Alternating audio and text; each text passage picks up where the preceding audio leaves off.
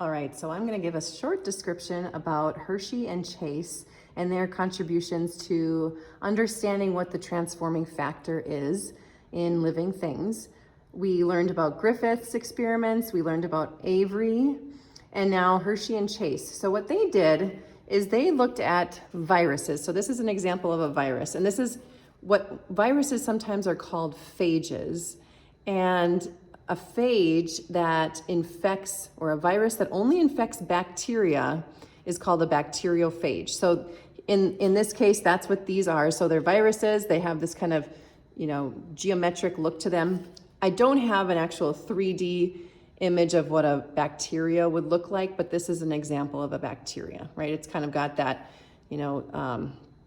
just the cilia to help it move, a flagella for movement also.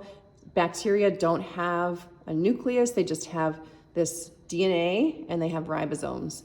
So this specifically is E. coli. And so what Hershey and Chase did is they took they knew that the viruses would land on the bacteria, they would do something, and then they would move off. And in a short span of time, that bacteria would burst open and there would be all these little viruses around, and they didn't know what it is. What was it that this virus does to the bacteria and then moves away? So they took two of the viruses and they coated them with different radioactive isotopes. And I'm just going to use an example of this green. I use paper clips to kind of put it on the protein coat of this virus. So they used one type of radioactive isotope to coat the protein coat of one virus, and then they did another virus, and this time they used a different radioactive isotope. And if you can see inside, there's a little genetic structure inside with a little bit of pink on there. That was a different radioactive isotope. And then they let those viruses do what they do, which is land on the bacteria, do something, and then leave.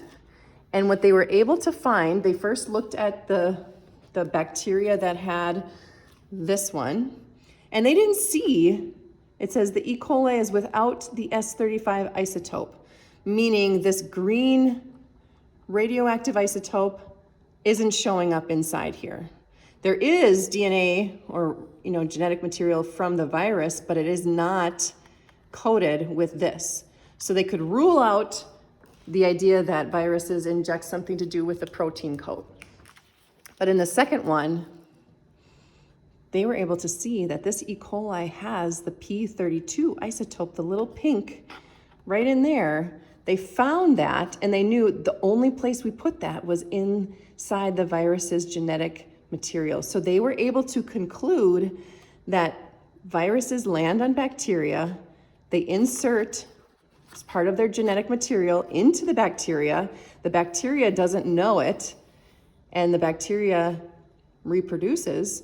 So it's almost like the virus is hijacking this bacteria and saying, you're going to reproduce what I have, what I am. And that's what happens with bacteriophages.